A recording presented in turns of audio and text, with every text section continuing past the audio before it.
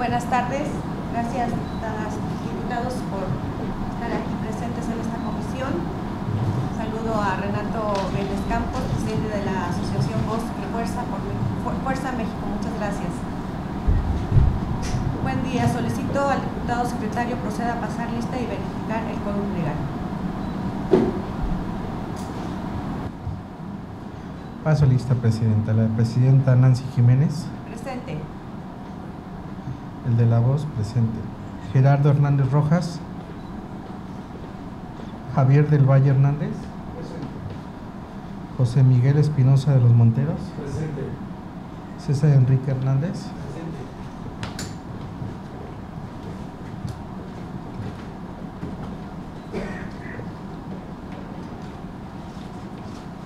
Cinco asistencias, diputada.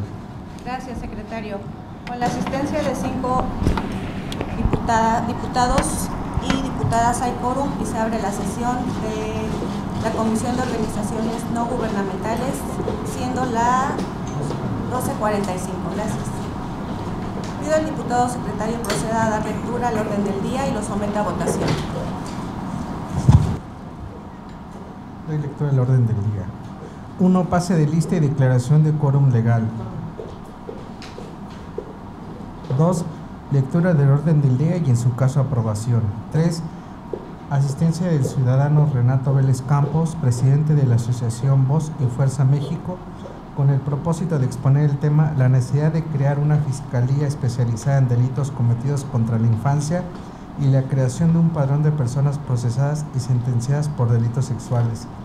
4. Asuntos generales. 5. Lectura y aprobación y en su caso del acta del 20 de junio de 2024. Se pone a consideración de las y los integrantes de la comisión el orden del día. Quienes estén por la afirmativa de aprobarlo, sírvanse expresando levantando la mano. Diputada presidenta, le informo que es aprobada por unanimidad. Muchas gracias. Aprobado el orden del día. En el punto 3 del orden del día corresponde a la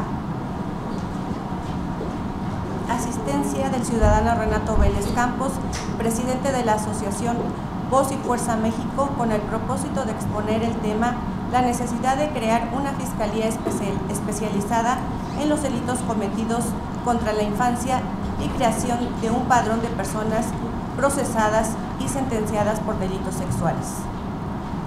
A nombre de los integrantes de esta comisión, le damos la más cordial bienvenida al maestro Renato Vélez Campos, presidente de la Asociación Voz y Fuerza por México, a este congreso. Bienvenido. Quien concentra su trabajo a favor de niñas, niños y adolescentes.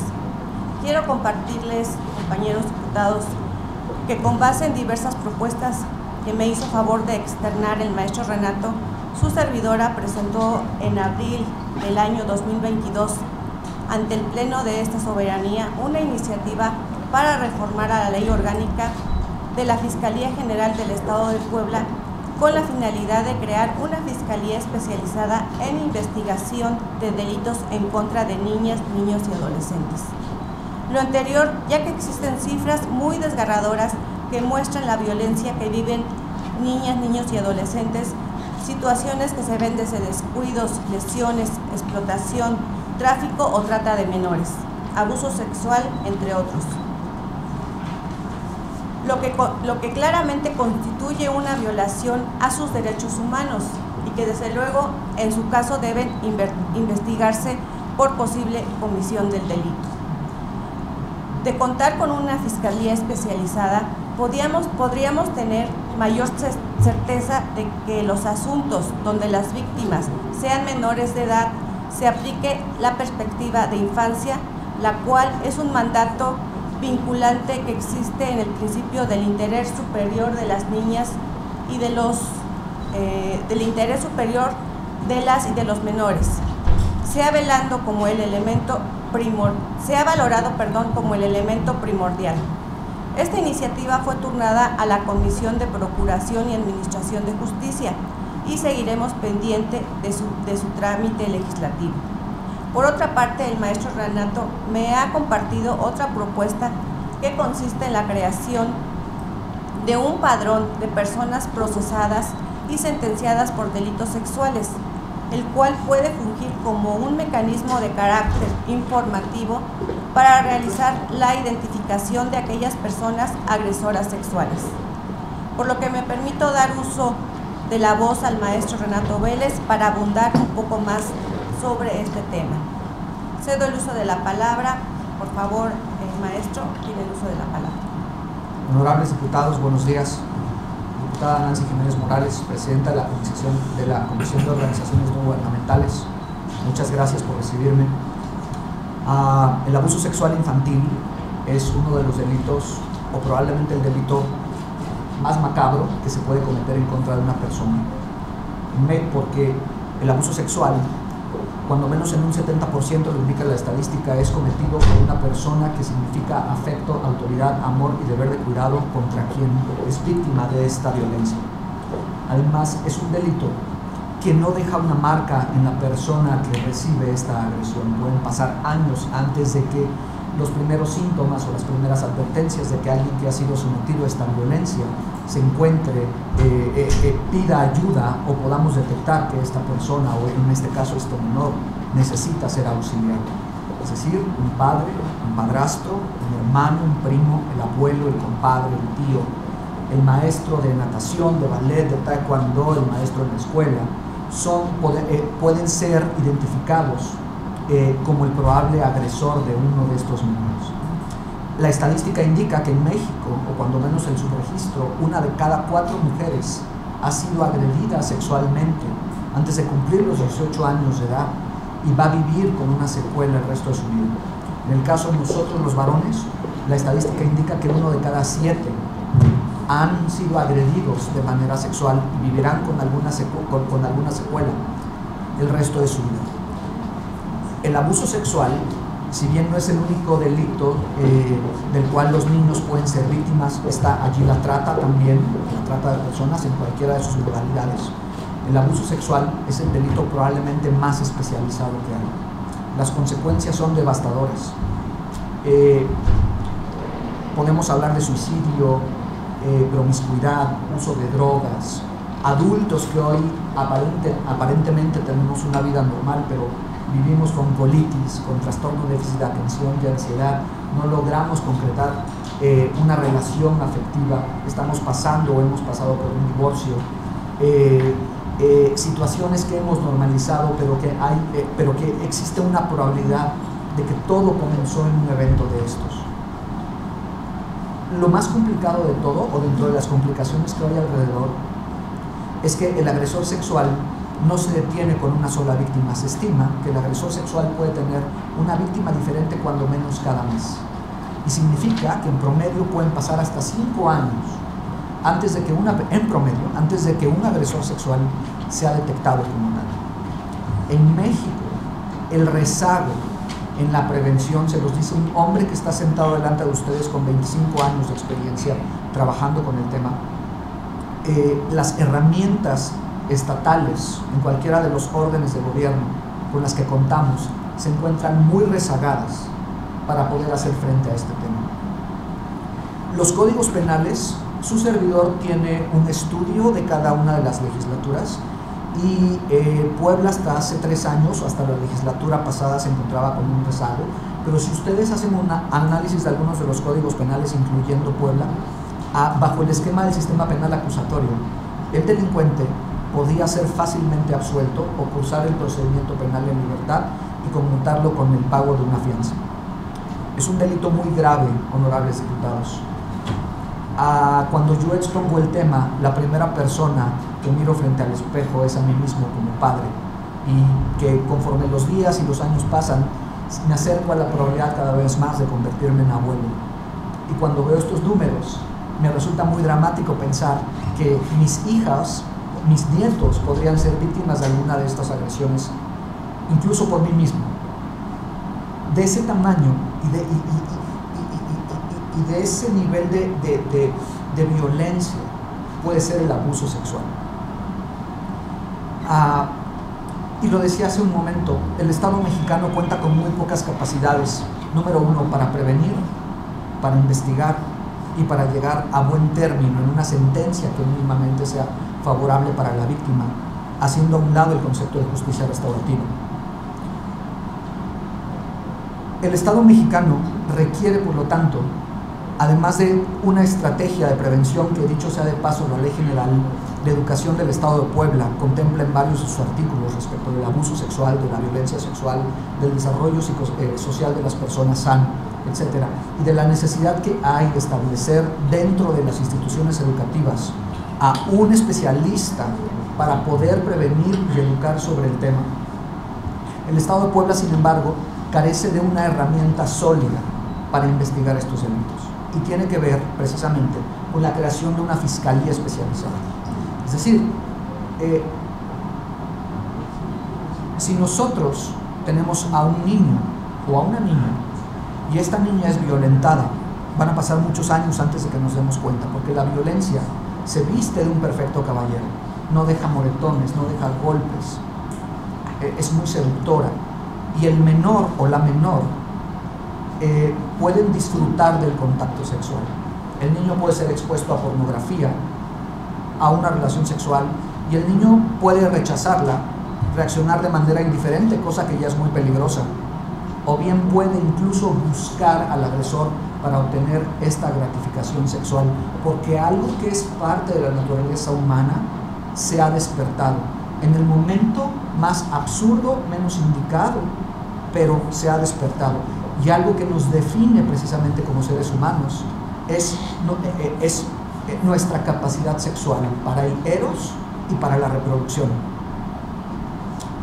Y precisamente este valor es uno de los más importantes que los seres humanos tenemos, disfrutar del eros y de nuestra capacidad reproductiva para generar un legado a la humanidad. La necesidad que Puebla enfrenta, no solamente la enfrenta Puebla, la enfrenta todo nuestro país. No existe al día de hoy una fiscalía especializada en investigación de delitos cometidos contra niñas, niños y adolescentes. Y es fundamental, porque es muy triste que en México sea, por ejemplo, más fácil recuperar un vehículo robado que recuperar a un niño. Es muy triste el proceso de revictimización y de caminos tan complicados de recorrer para la persona que requiere de justicia, de la manera en que nuestras fiscalías, o en el caso de nuestra Fiscalía General de Justicia, en este momento se encuentra operando. No tenemos personal capacitado o suficiente personal capacitado, no contamos con la infraestructura adecuada, no contamos con cámaras de GESEL para que nosotros podamos de manera proactiva, de manera suficiente, hacer frente al reto. Y por lo mismo es fundamental, honorables diputados, que esto se pueda concretar en el Estado de Puebla y hacer un cambio en la historia para nuestra niñez. Por el otro lado, el agresor sexual, la pregunta es, ¿quién puede ser un agresor sexual? Cuando nosotros definimos la personalidad del agresor sexual, el agresor sexual es una persona carismática, un hombre casado o una mujer casada, que incluso podríamos decir que disfruta de su vida sexual, porque el abuso sexual no es necesariamente la búsqueda de una gratificación sexual como la que buscamos con nuestro compañero o nuestra compañera, es primordialmente un ejercicio de poder. Y puede ser cualquier persona, lo decía al principio del uso de la palabra, un ministro de culto, un maestro, un familiar cercano, un empresario exitoso, alguien que allá afuera es una figura connotada, o una persona que tiene un modo de vivir modesto y sencillo.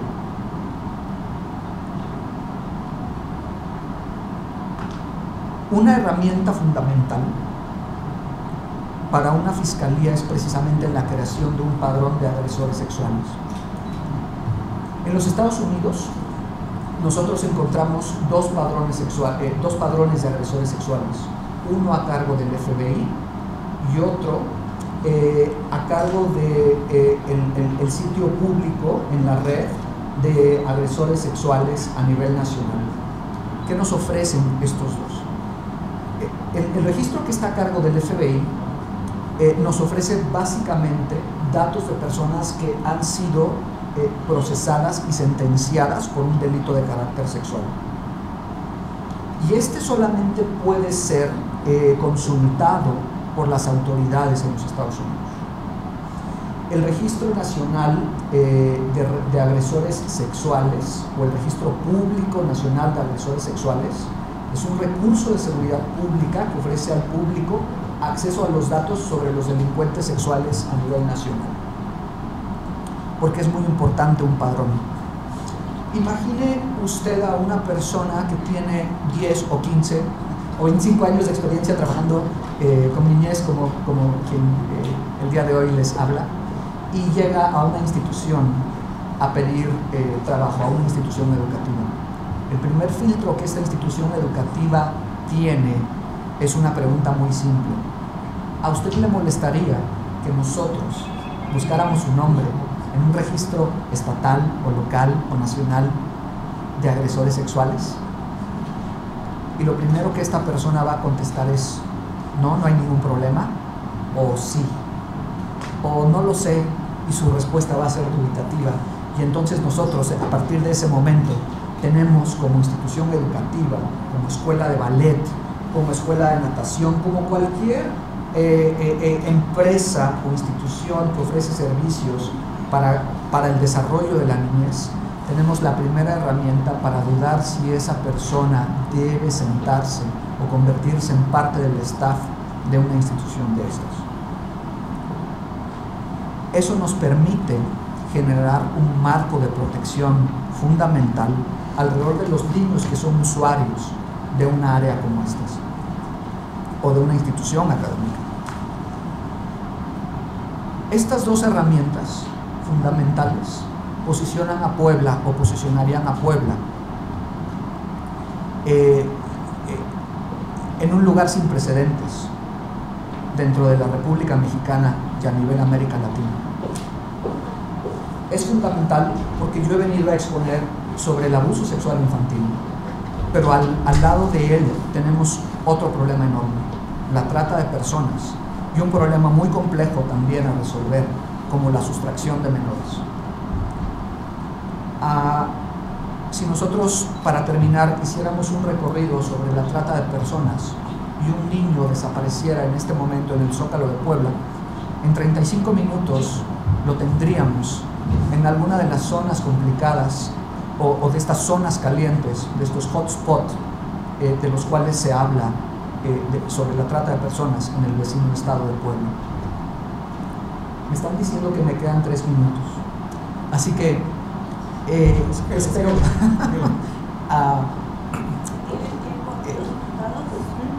entonces, muy importante. Gracias. Muy importante lo que nos está Entonces,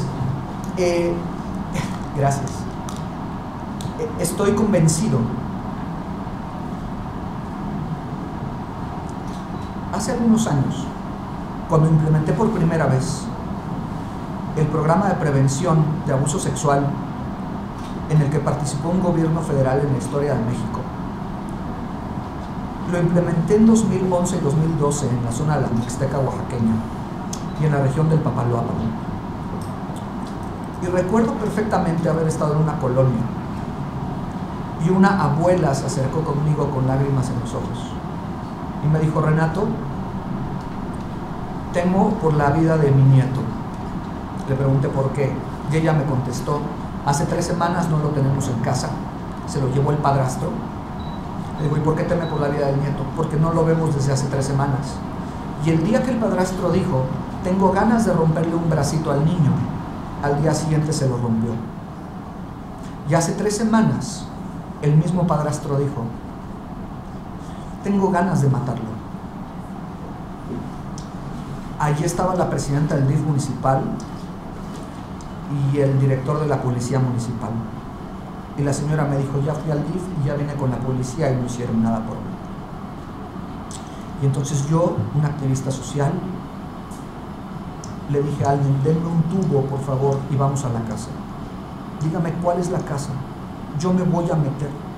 voy a brincar la puerta y haremos lo que sea necesario por sacar ese niño de allí.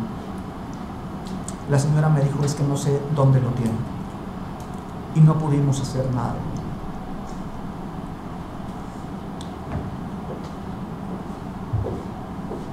Yo le estoy contando a usted una historia macabra en una de las zonas más vulnerables de Oaxaca, de México y del mundo. Pero estos niveles de violencia se presentan en cualquier código postal. No tienen que ver solamente con San Sebastián Aparicio, con la Resurrección, con la 191 Poniente, esquina con 11 Sur. Tiene que ver con nuestros niños de Lomas de Angelópolis, con nuestros niños del corredor Atlixcayotl, con los niños que asisten a los colegios privados más caros que el dinero pueda pagar en nuestra ciudad y en todo México. Y a lo mejor los padres tienen acceso a la justicia por una llamada telefónica, por una relación. Pero los niños no entienden de eso. Los niños no entienden de izquierda o de derecha. Los niños merecen ser felices y vivir seguros. Les puedo contar muchas historias. Y el día de hoy yo me quiero ir con la historia de que este Congreso, de este honorable Congreso del Estado de Puebla, admite esta propuesta para crear una fiscalía especializada en la investigación de delitos cometidos contra niños y adolescentes. Honorables diputados, está en sus manos cambiar el presente y el futuro de estos niños. Mientras nosotros estamos sentados aquí, hay un niño desapareciendo en este momento, hay una niña desapareciendo. En el caso Canadá, por ejemplo, y por eso es importante contar también con una herramienta y un padrón de agresores sexuales. En México nosotros contamos con el protocolo ALBA y la alerta AMBER, y etcétera, todo lo que en la historia hemos visto. En mi reciente visita a Canadá, yo con mi teléfono, con un número mexicano, un niño desapareció. En automático todos los servicios de mi teléfono se bloquearon y en mi pantalla apareció el mensaje emitido por el gobierno porque uno de sus niños había desaparecido. Fue un problema de sustracción de menores, lo llevó el padre a las 3 de la mañana. La autoridad sabía que lo tenía el padre y la madre no podía hacer mucho porque la madre también tenía un proceso allí de carácter psiquiátrico. Esto no sucede en México. Somos la economía número 12 o 15 del mundo. Somos el segundo país megadiverso. Somos, como México no hay dos, somos un país digno de ser envidiado. Y yo estoy convencido, como un oaxaqueño que ha vivido 30 años en Puebla y se ha hecho poblano a fuerza de semitas, porque además la historia lo dice. Puebla es estratégico para la historia de México. En cualquiera de los temas de delincuencia que ustedes quieran mencionar, robo de ductos, drogas, cualquier delito con el que nos estamos enfrentando, tenemos un corredor en el cual nada pasa del sur al norte o del poniente al oriente y viceversa, sino pasa por Puebla. Y en este corredor está diagnosticado que hay un problema de trata de personas. Hay rutas que comienzan en la Patagonia, terminan en Tlaxcala y de allí se desprenden a muchos puntos del mundo. Honorables diputados, agradezco que me hayan permitido exponer estos temas delante de ustedes. Espero, porque la emoción me embarga de estar delante de ustedes, haber sido claro y fino en los puntos a tratar y en la propuesta que yo expongo delante de ustedes. Hay mucho que hacer. Elevar la pena, pero no es suficiente. Tuvimos el caso de 70 años de cárcel al secuestrador y los números no disminuyeron hace algunos años con algún ex gobernador. Ustedes lo recordarán. La pena no es suficiente. Necesitamos una fiscalía. Necesitamos profesionalizar a cada uno de los que la integran, sensibilizarnos, porque nos tenemos que parar allí antes que como servidores públicos, como padres o madres, como padrastros o madrastras, como tíos. como abuelos, como docentes, como quien quizá vive con una historia de estas y jamás la ha hablado.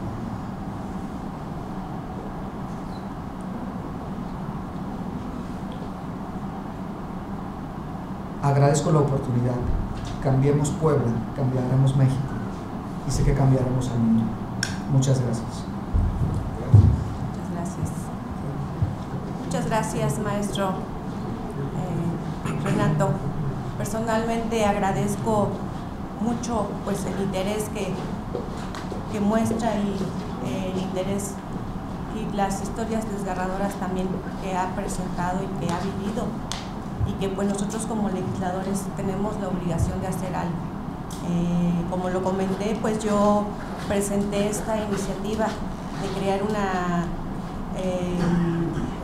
fiscalía especializada para menores. La presenté desde junio del año pasado, y pues hasta el momento la Comisión de Procuración de Administración y Justicia pues no la ha podido dictaminar. Yo estaré platicando con ellos en esta semana, porque pues ya, como saben, pues ya nos quedan pocos meses de estar aquí en esta legislatura, y pues es un tema prioritario, es un tema muy importante el tener una fiscalía. Entonces yo les pido también, compañeros diputados, me apoyen en este tema, que es de verdad de mucha importancia, de mucha relevancia el poder tener esta fiscalía, pues para proteger a nuestros menores, para poder darles un país que tengan derechos a que sus propuestas, o que sus, más bien si son intimidados, puedan ser con este tipo de fiscalía pueda haber algún tipo de sentencia a favor de ellos.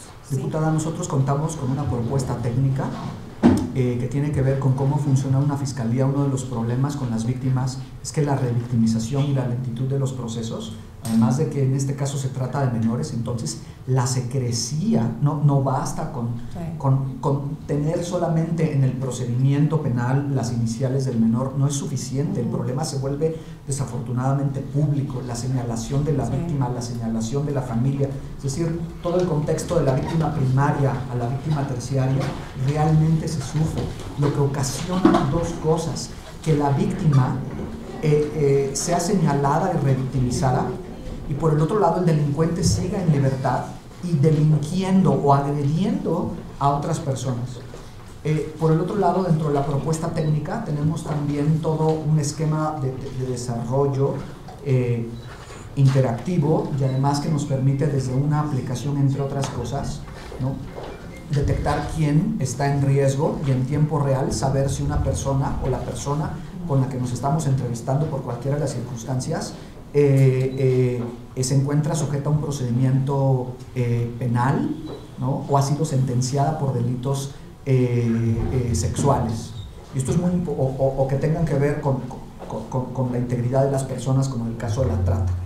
¿De acuerdo? Entonces yo le voy a hacer llegar esta propuesta, diputada, y es la intención que nosotros tenemos como colectivo de Voz y Fuerza México, es dejar al mundo mejor de lo que lo hemos encontrado, y que todos nuestros niños sean felices. Se lo agradeceré mucho que me mande la propuesta para poder trabajar. Muchas gracias. Gracias nuevamente a nombre de esta comisión por su asistencia. Seguro estoy que seguiremos coincidiendo. ¿Alguna diputada o diputado desea hacer uso de la palabra? Tiene el uso de la palabra el diputado Carlos Alberto Evangelista Aniceto. Bienvenido, Renato. Diputado, gracias. Pues fíjate que el año pasado hubo foros desde la Cámara de Diputados Federal, inclusive unas modificaciones que hubo a la Ley General para prevenir, sancionar y erradicar los delitos en materia de trata y personas para la protección y asistencia de víctimas de estos delitos. Y fíjate que hubo modificaciones a la ley, porque las últimas habían sido en el 2019, ahorita en el 2023 presentó la iniciativa el diputado Ignacio Mier y la diputada Julieta Vences. En noviembre se aprobaron, inclusive hay un foro importante, pero también en estos casos de los foros donde las víctimas platican sus casos, el tema importante, sí es importante la fiscalía, pero yo creo que el punto importante también es el tema de los jueces, porque al final muchas de las víctimas pareciera que, aparte de que las revictimizan, nunca llegan a concretarse las denuncias. Solamente el 6% de estos delitos se denuncian en el país. Y por ejemplo nos platicaba una señorita que el simple hecho de salir sin permiso cuando iba a la secundaria y regresó hasta después de 19 años, ¿no? Y que al final ella, los que la explotaban, pues le sacaban una credencial de lector falsa, y resulta que después la fiscalía perseguía a la víctima por la credencial de lector falsa, ¿no? Y ese tipo de cosas donde a veces, por eso luego los tratantes nunca llegan a la cárcel, y son redes impresionantes que hasta están coludidas hasta con algunos con policías municipales y estatales, ¿no? Y ese nos platicó un caso muy complicado, donde la vez que logró salir, pues resulta que la regresó en ese caso a la Policía Federal, ¿no? Y así muchos de los casos, y donde ese caso pasó a un juez y al final el juez acabó dándole libertad a sus agresores, ¿no? Entonces yo creo que ahorita es importante que vienen las reformas al Poder Judicial y tener mejores jueces, mejor calificados, mejor preparados, y yo creo que lo que viene en el país, esperemos que estas reformas que vienen al Poder Judicial, a los jueces, magistrados, pues realmente haya una justicia, ¿no?, para las víctimas, que es lo que se busca, y fortalecer este sistema judicial. Entonces yo creo que es importante el tema de la Fiscalía, pero también reforzar nuestro sistema jurídico en el país. Entonces yo creo que es bienvenida la propuesta. Este tema el año pasado, te digo que sí nos tocó en los foros de la Cámara de Diputados participar, y no sé si sale uno indignado, triste, enojado, pero sobre todo muy preocupado, ¿no?, porque la mayoría de nosotros tenemos hijas e hijos, ¿no? Y básicamente cuando escuchas los casos, pues te da miedo hasta dejarlos salir, ¿no? Entonces yo creo que es importante coadyuvar. Presidenta sabe que siempre estaremos apoyándola, y claro que igual eres bienvenido, realmente estamos lo hicimos en esta legislatura, pero creo que es un dato importante, y que igual en la próxima legislatura yo creo que se puede impulsar, ¿no? Es cuanto. Muchas gracias. Gracias, diputado. Tiene el uso de la voz del diputado Javier Mera Hernández. Adelante, diputado. Sí, muchas gracias. Buenas tardes, gracias, presidenta. Renato, muchísimas gracias por esta exposición de motivos. Me llamó mucho la atención cuando hablaste de tus hijas, de que probablemente pudieran ser vulneradas. Y al igual que tu familia, la mía, quiero hablar en este caso como ciudadano común y corriente, porque todos estamos expuestos a ese tipo de situaciones, y por supuesto decirte que estamos en la mejor disposición de colaborar, de que esto se lleve a cabo, y manifestar el apoyo y pedirle a todos que esto se tome con la determinación que se debe de tomar, con la seriedad que se debe de tomar, y desde luego con la transparencia. Solamente faltaría tiempo hacerlo como debe de ser, y no hacerlo a lo vapor, porque a veces se toman determinaciones no adecuadas y no nos lleva a buen puerto. Felicitarte nuevamente y reiterarles nuestro apoyo en esta comisión a la diputada presidenta Nancy Jiménez, para que cuente con nuestro apoyo y empujar esta iniciativa. Muchas gracias. Gracias a usted, diputado. Gracias, diputado. Tiene el uso de la voz el diputado José Miguel Espinosa de los Monteros. Adelante, diputado. Muchísimas gracias. Con el permiso de la diputada Nancy Jiménez, presidenta, saludo a mis compañeras y compañeros diputados, a todas las personas presentes y a quienes nos siguen a través de las distintas redes sociales de este Congreso del Estado. Aprovecho para saludar y darle la bienvenida al maestro Renato Vélez.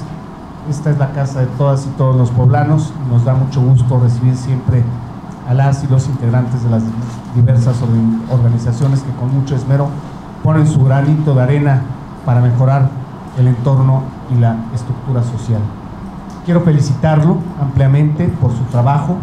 Las niñas, los niños y los adolescentes son un sector de especial interés, ya que resulta muy importante visibilizar sus necesidades y todo lo que transita para lograr un desarrollo integral, y el acceso a la justicia sin duda es un tema elemental. Quiero decirle, yo no tengo hijos, pero tengo dos sobrinas que son el amor de mi vida, y al igual que los diputados aquí presentes, me sumo con mucha responsabilidad a este trabajo. Tengo sobrinas, conocidos. El tema del abuso infantil y la trata de personas es uno de los temas más graves que vive la sociedad. En Puebla, de hecho, hay un alto índice en el tema de la trata de personas. Por lo que entonces quiero decirle que cuentan con un servidor. Desde mi trinchera me sumo y cierro filas con lo externado por la diputada presidenta Nancy Jiménez para seguir de cerca el trámite de estas propuestas que estoy convencido abonan a mejorar los espacios de la niñez poblana. Y también, y hago este compromiso, que pueda yo incluso platicar y podamos platicar con las diputadas y diputados de la siguiente legislatura para que también se pueda dar celeridad a este tipo de temas. Es cuanto. Muchas gracias, presidente. Muchas gracias, diputado. En el punto 4 del orden del día, es asuntos generales. ¿Algún diputado o diputada desea hacer uso de la palabra? En el punto 5 del orden del día corresponde a la lectura y aprobación, y en su caso, del acta de esta sesión con fecha 20 de junio de 2024, con fundamento en el artículo 116, fracciones tercera y quinta, y demás relativos y aplicables de la Ley Orgánica del Poder Legislativo, solicito se establezca un receso de unos minutos para la elaboración del acta. Quienes estén por la afirmativa, sírvanse manifestarlo levantando la mano. Se declara un receso. Transcurrido el receso y verificando el quórum, y toda vez que ya se encuentra el acta, tanto física como en sus correos institucionales, con fundamento en el artículo 120, fracción primera y demás relativos y aplicables del Reglamento Interior del Honorable Congreso del Estado Libre y Soberano, se consulta a las y los integrantes de esta comisión si se dispensa la lectura del acta de esta sesión. Quienes estén por la afirmativa, sírvanse manifestarlo levantando la mano. En consecuencia, pongo a consideración el contenido del acta antes referida. ¿Algún diputado o diputada desea hacer uso de la palabra? No habiendo quien haga uso de la palabra, quienes estén a favor, sírvanse manifestarlo levantando la mano. Aprobada el acta por unanimidad, por lo que se levanta la sesión siendo las 1 de la tarde con 24 minutos. Muchas gracias, diputados y diputados, y de nuevo muchas gracias, maestro Renato Valdés Campos.